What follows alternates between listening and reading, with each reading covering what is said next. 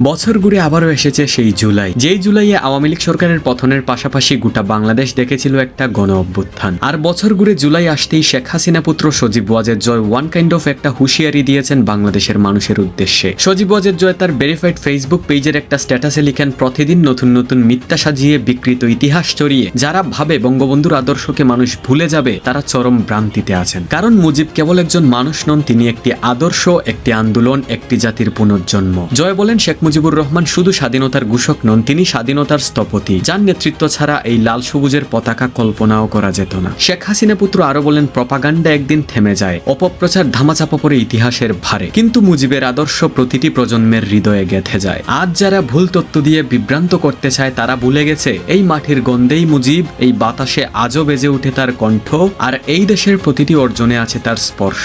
মুজিব মানে বাংলাদেশ, আর বাংলাদেশকে কখনোই মুছে ফেলা যায় না। জয় বাংলা, জয় বঙ্গবন্ধু। ডিয়ার অডিয়েন্স, বছর ঘুরে জুলাই আসতেই সজীব ওয়াজেদ জয়ের এমন স্টেটমেন্ট নিয়ে আপনার কি ধারণা? তিনি কাদেরকে টার্গেট করে এই কথাবার্তা বলেছেন? আপনার মতামত অবশ্যই কমেন্ট করে জানাবেন, and please guys subscribe to our channel.